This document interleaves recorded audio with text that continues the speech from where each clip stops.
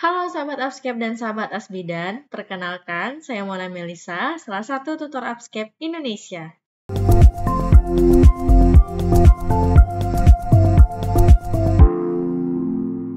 Oke, kita lanjut ke bayi dan balita part 2, di mana pertama kita akan membahas tentang imunisasi dan KIPI. Nah, teman-teman tahu KIPI itu kepanjangan dari kejadian ikutan pasca imunisasi. Jadi memang KIPI merupakan bentuk respon tubuh terhadap imunisasi yang diberikan kepada bayi ataupun balita kita.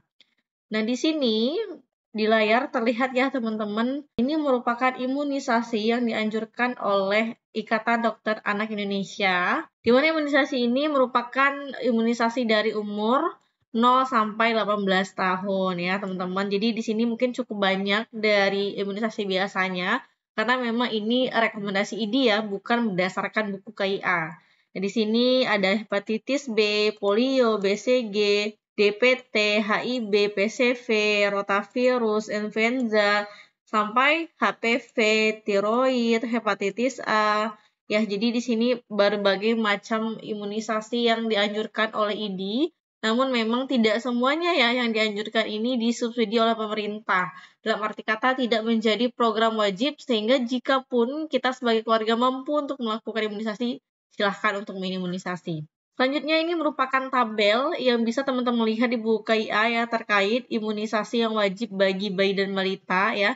Di sini kita bisa lihat jenis imunisasi dan berdasarkan umurnya. Misal pada umur 0 bulan ya, di mana yang wajib itu adalah hepatitis B. Nah, nanti di umur 1 bulan yang wajib itu adalah BCG. Jadi bisa disesuaikan oleh kolom yang terlihat di sini. Berwarna putih berarti itu jadwal yang paling ideal. Berwarna kuning itu masih bisa ya, tapi kurang ideal, dan berwarna abu-abu yang tidak bisa ya teman-teman. Jadi kalau sudah berwarna abu-abu, berarti itu tidak bisa lagi untuk dilakukan imunisasi. Misal nih di BCG ya teman-teman, BCG itu pada usia 11 bulan itu masih boleh dan masih bisa dikejar. Namun pada usia 12 bulan atau 1 tahun itu sudah tidak efektif lagi pemberiannya atau tidak bisa lagi memberikan kekebalan tubuh pada si bayi. Nah, kalau yang berwarna orange itu lebih kepada usia yang bisa, misalnya ini ada yang belum lengkap bisa dikejar ya, berarti masih boleh untuk dikejar karena memang ini masih dalam waktu yang diperbolehkan ya teman-teman. Jadi bisa dilihat di sini ada polio 1, DPT, HIV 1, polio 2, dan seterusnya.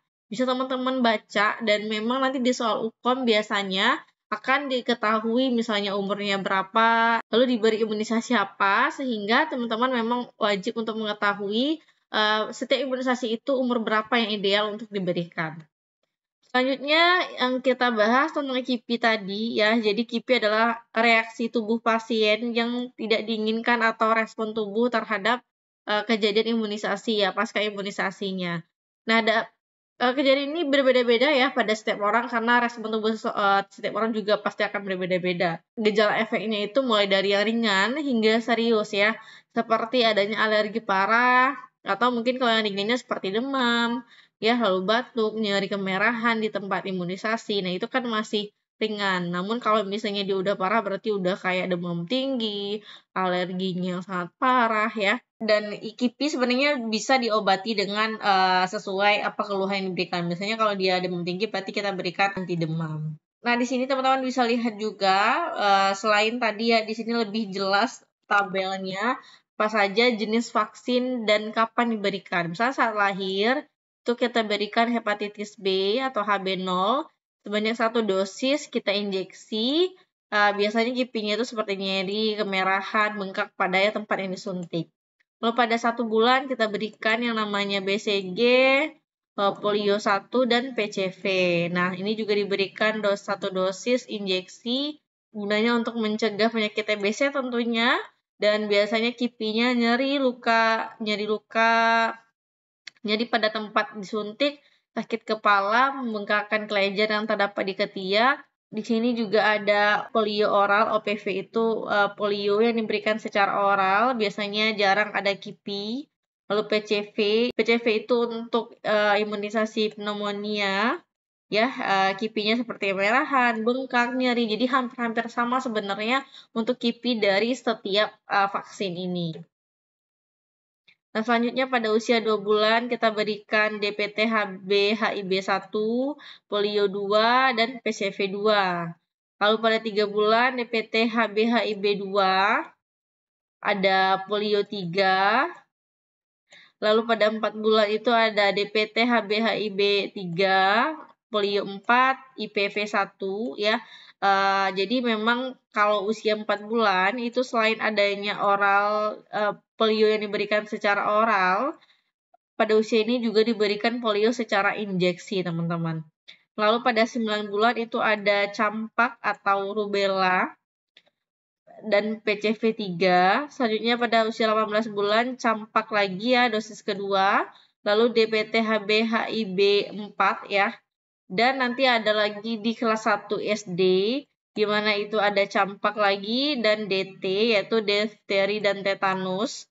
Lalu kelas 5 SD, yaitu TD, di mana tetanus dan difteri sama ya sebenarnya, dan itu udah dosis terakhir. Jadi perlu teman-teman ingat, untuk anak-anak itu pemberian imunisasinya itu pada kelas 1 dan pada kelas 5. Yang diberikan tuh sama ya teman-teman, yaitu DT atau TD. Serta kalau kelas 1 ditambah plus campak. Gitu. Nah, selanjutnya kita masuk kepada suplementasi vitamin A pada bayi dan balita ya.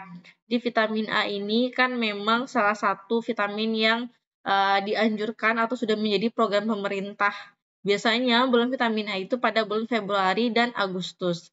Nah, untuk dosisnya sendiri ya, jadi untuk bayi yang berusia 6 sampai 11 bulan itu kita pakai vitamin A kapsul biru, di mana dosisnya 100.000 IU, dan kapsul merah itu untuk 12 bulan sampai 59 bulan, dosisnya 200.000 IU. Nah, selanjutnya, apa manfaat dari vitamin A? Tentu vitamin A ini berguna untuk produksi dan pertumbuhan sel darah merah, sel limfosit, antibodi. Vitamin A juga mencegah rabun senja, kerusakan kornea, ya. Lalu juga apabila anak kekurangan vitamin A, maka anak bisa rentan terserang penyakit infeksi seperti saluran pernafasan, campak, dan diare. Nah, biasanya penyebab dari anak kurang vitamin A itu karena memang pengetahuan ibu yang kurang ataupun si anak menderita kurang energi protein atau gizi buruk sebagai akibat asupan gizi yang sangat kurang, termasuk zat gizi mikro. Dalam hal ini misalnya kekurangan vitamin A ya, salah satu zat mikro yang dibutuhkan. Sumber vitamin A itu berbagai macam ya teman-teman, ada melalui ASI, makanan hewani seperti hati, kuning telur, ikan, daging, buah-buahan kuning ya. Dan teknis pelaksanaan pemberian vitamin A itu memang biasanya serentak ya teman-teman, karena itu sudah menjadi program pemerintah, di mana sudah saya sampaikan tadi, akan dilaksanakan di bulan Februari dan bulan Agustus ya. Nah, selanjutnya kita masuk ke dalam pencatatan dan pelaporan PWSKIA khususnya tentang bayi dan balita. Selanjutnya kita masuk ke dalam pencatatan dan pelaporan PWSKIA ya teman-teman. Ada yang kita butuhkan data sasarannya seperti jumlah seluruh ibu hamil, seluruh ibu bersalin, ibu nifas, bayi, anak balita, dan PUS. Nah, di sini kita bisa lihat jenis data program PWSKIA itu ada jumlah seluruh ibu hamil, di mana yang termasuk ke dalam jumlah seluruh ibu hamil itu adalah data pelayanan jumlah K1, K4, dan K6, jumlah kasus komplikasi, dan jumlah ibu hamil yang bersalin dan nifas dengan faktor risiko atau komplikasi.